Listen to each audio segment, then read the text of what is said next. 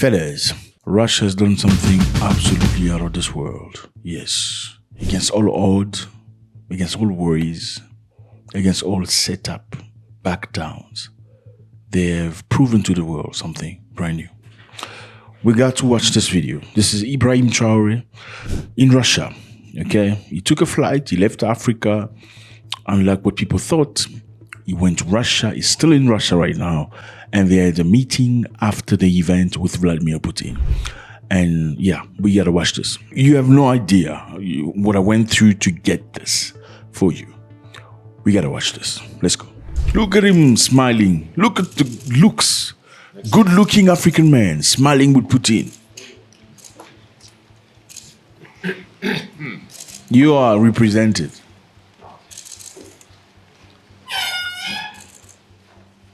So this happened after the event, after paying respect to the people that passed during the war.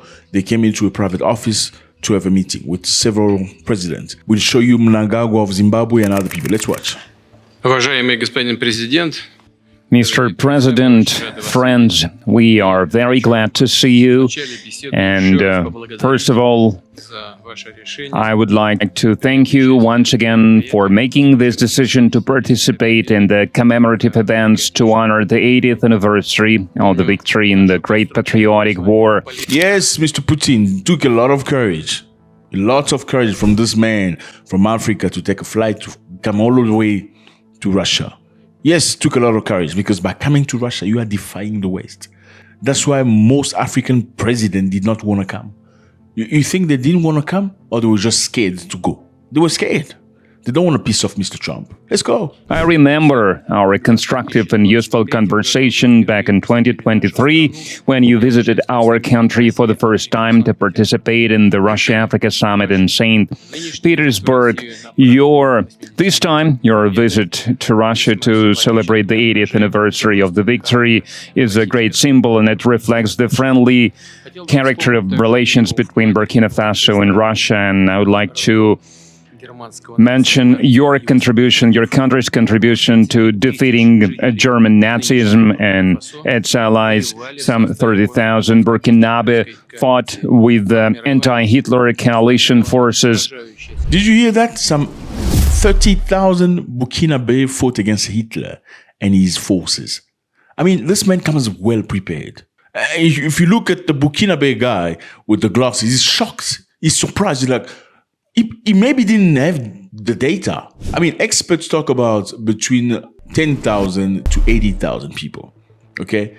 And some other, a more recent research talks about 35,000, and Putin said 30,000. So very, very close. 30,000 what? 30,000 soldiers, specifically from Burkina Faso, went fighting against Hitler. There were much more soldiers from Africa, but from Burkina Faso, there was 35,000. And Mr. Putin is unpiling on the table while you're watching. Have you ever met somebody and they start talking about you and they're accurate on everything they're saying about you? Scary, isn't it? Under the guidance, under the leadership of legendary Frenchman Charles de Gaulle. And now we are united by our joint goal to fight against terrorism. You see what he did there? Under the guidance of the legendary General Charles de Gaulle, who's a French. So, unlike what Europeans are doing, trying to dim down what Russia achieved during World War II, he's saying under the legendary French commander. You know, he goes the other way. So he's sending a message here. I'm not going to downplay what you guys did just because we're not getting along right now. I'm not getting along with you, but the people of you that fought during that war, I recognize them. Let's go. Extremism, and we will continue to support the Republic and restoring constitutional and lawful order to fight against unlawful factions that are still operating in some parts of Burkina Faso. In recent years, we have accomplished great progress in mutually beneficial cooperation in various fields. In the end of 2023, after more than 30 years of hiatus, the embassy of Russia in Ouagadougou was turned operational again. And the economic operation is also important, even if trade is modest. So the Ouagadougou embassy was closed, as well as many other African nations' embassy. Russian embassies were closed in Africa for some time after the end of the Soviet Union. But then it took some time. Many years later, Russia has reopened their embassy. It's growing, which is a good trend, and we need to preserve it. And we will continue to work together on further strengthening our economic ties and diversify further our trade cooperations. And it was useful to hold economic days of Burkina Faso in Russia that were held in 2024. And it was attended by the high-level Burkinabe delegation. Look at this man led with the by glasses. He's young. Deputy Prime Minister, and we are working now on He's a young man with the glasses. Look at the guy. establishing intergovernmental commission. We have already established a working group to look into that matter, and we will continue to support your country in training personnel in 2024 and Training and personnel will be supported. 2025. The quota of Russian state scholarship for Burkinabe nationals was more than doubled, and this year we are ready to receive 27 more students from your country at the state's expense, and in total more than 3,500 Burkinabe received higher education in Russia. Wow, they're expecting Burkinabe students to come at the Russians' expense to come study in Russia. Interesting. Cultural and humanitarian ties also play an important part, and it is assisted by the Russian house that is operating in Ouagadougou since 2024. In particular, they are teaching Russian language there. There is a great potential in cooperation in the field of healthcare and sanitary regulations. Recently, on April 24, 2025, Teaching Russia, investing in healthcare and many other areas. Madam Popova visited Ouagadougou and discussed the development of scientific and research infrastructure and training of personnel. We also prioritize humanitarian support for Burkina Faso. Last year, we allocated 25,000 tons of wheat free of charge, and this month we are going to send a large supply of other food products to Ouagadougou. We appreciate the support from Burkina Faso on many international platforms, including the UN and other multilateral platforms. A useful format of cooperation is the consultations between Russia and Sahel States Confederation. April this year, such a session was held in Moscow with foreign ministers. There are good prospects in many areas, and we will have a chance to discuss some of them today. Thank you for your attention. Okay. Thank you very much. Congratulations, Mr. President. I hope I pronounced my felicitation properly. For me, it was an honor to be part of these commemorative events devoted to the great victory anniversary, and I would like to thank you for inviting us. It was a great honor for us. And I need to say that during this visit, I learned a lot. I learned a lot about culture, about history, that lay the foundation of the resistance of the Russian people, of its struggle. I learned of sacrifices your people made, and due to these sacrifices, Good student. we are free now. And I would like to thank you once again for this invitation. And this meeting allows us to think about what's happening in the world today and to think about the prospects as well. The obstacles that we can see today must not stop us.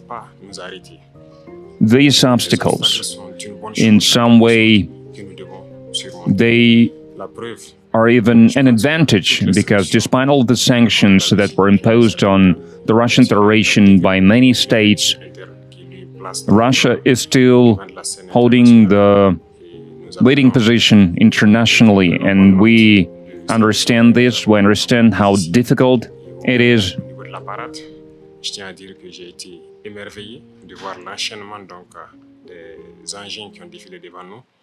And I watched the parade, I watched the soldiers marching in front of us during the parade.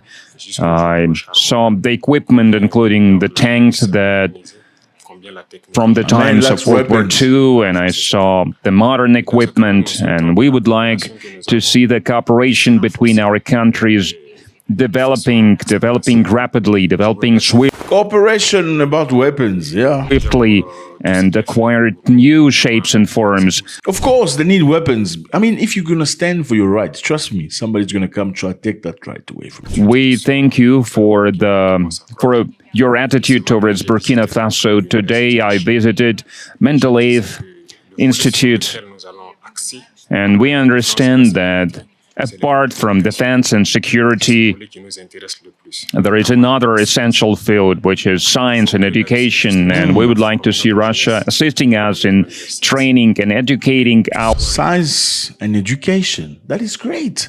Let me just remind you, this man, Ibrahim Traoré, is Muslim. He was offered by the Saudi king to build 200 mosques.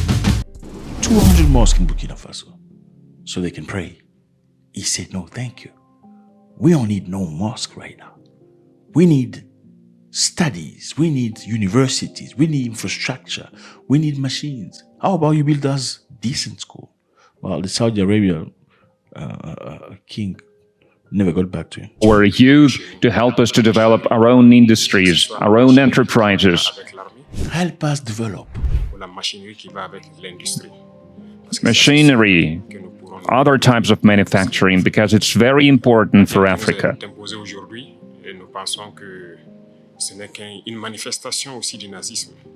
We believe that terrorism that we can see today is a legacy of imperialism, and that's something that we fight against. If we put an end to this war, if we have a strong army, then we can develop our motherland. This is why we continue to fight. That is why we have this struggle. That's why it's important to train personnel, to educate people. In Africa, Africa needs a lot when it comes to equipment, when it comes to technology and machinery, and there are a lot of expectations in this region. The man is obsessed with the right things: technology, equipment, learnership. And that's why we still need to do a lot, we need to work a lot, and we would like to request an assistant. And the most important thing you can help with is this exchanges, transfers of technology, exchange of experience. We need to understand how we can use the experience and the know-how that the Russian universities have, and how we can spread it to Burkina Faso, how we can open branches of the Russian universities and Burkina Faso to be more efficient. Open branches of the Russian university in Burkina Faso. He's not asking for money. Efficient in the way we educate our people, our citizens. This is the essential task that we are faced with.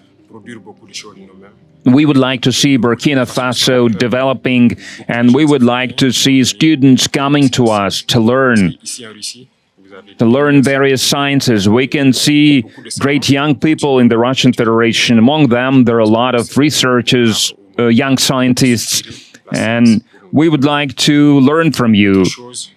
And another important area is military. We have a lot of projects in the field of defense. That's what it is, fellas. What do you think about this? I think the man is driven by something really positive. He's not driven by, we need some money so we can build. We need some money so we can do that. He's not driven by that. He's talking about transfer of technology, transfer of intelligentsia. We need people to come in our country after the Russian university has been embedded in our country.